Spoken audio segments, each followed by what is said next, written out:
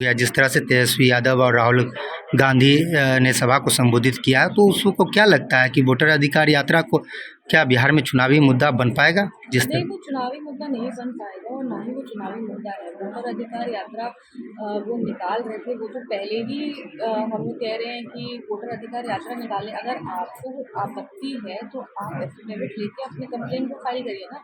आप एक constitutional body है, एक इंडिपेंडेंट कॉन्स्टिट्यूशनल बॉडी है, उस पर आप इतने गंभीर और कड़े आरोप लगा रहे हैं। कॉन्स्टिट्यूशनल बॉडी कह रहा है कि हम आपके आरोप को एड्रेस करने को तैयार हैं, आप उनको फॉर्मल फॉर्मेट में आप उनको अपना कंप्लेंट रजिस्टर करके दीजिए, पर आप वो नहीं कर रहे हैं। आप वोटर अधिकार यात्रा निकालते हैं, वोटर अधिकार यात्रा निकालते हैं और बिहार को जिसने अपमानित किया है, बिहार के बाहर के नेता को आप भाड़े पे बुला रहे हैं यहाँ पे भाषण देने के लिए। ये सिर्फ और सिर्फ वोटर अधिकार से ज़्यादा ही बिहारियों का अपमान हो गया इस पूरे इनकी यात्रा में। और जिस यात्रा पे वो निकले थे, उनको कम से कम हमको ये बात का खुशी है कि राहुल गांधी जी पूरा बिहार घूमे और हमारे माननीय मुख्यमंत्री श्री नीतीश कुमार जी के नेतृत्व में जो विकास हुआ है उसको वो अपनी आँख से देखता है।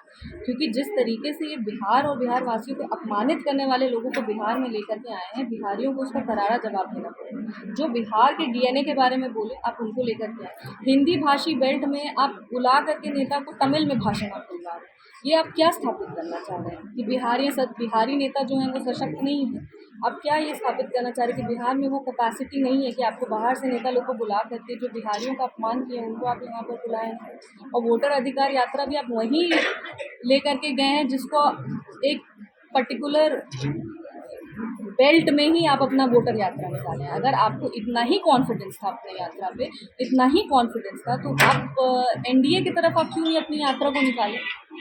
आप उस सारे एरियाज में, उसी सारे बेल्ट में आप घूमें जहाँ पे 2-4 वोट आपके हैं। आपको अगर इतना अपने ऊपर कॉन्फिडेंस था तो आप आते एनडीए के एरिया में, आप वहाँ पे भी करते वोटर अधिकार यात्रा, पर वो ये नहीं किया। पर चलिए, इसी बहाने हमारे राहुल गांधी जी जो है वो कम से कम बिहार घूमे, बिहार का विकास देखे, और अगर थोड़ी बहुत शर्म बची होगी तो फिर वापस बिहार नहीं आएंगे वोट मांगने।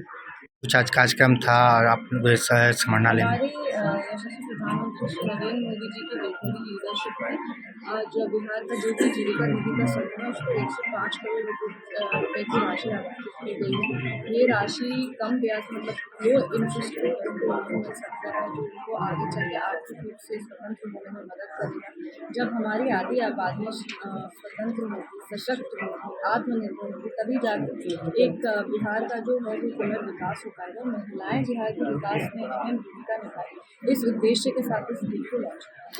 जिस तरह से उन्होंने महिलाओं को, जीविका दीदियों को संबोधित करते हुए अपनी कांग्रेस के मन से जो दरभंगा में अपशब्द कहा गया था उसको लेकर भी उन्होंने जिक्र किया है, क्या कहिएगा उसको लेकर? नहीं, बहुत हम सबके लिए एक गर्व की बात है कि उन्होंने इस घटना को संबोधित किया और जिस तरीके से राजद और कांग्रेस वाले हमारे यशस्वी प्रधानमंत्री श्री नरेंद्र मोदी जी की मां को गाली देकर सार्वजनिक मंच से गाली दी, ये बहुत ही अपमानजनक है, बहुत ही डिसअपॉइंटिंग है। हमें लगता है कि हमारी भाषा में कई ऐसे शब्द हैं जिनका प्रयोग करके आप कड़ी निंदा कर सकते हैं। आप विपक्ष के हैं, आप आलोचना करिए, आपकी आलोचना हो, आपके क्वेश्चन को जवाब देने के लिए सरकार है, वो करेंगे जवाब।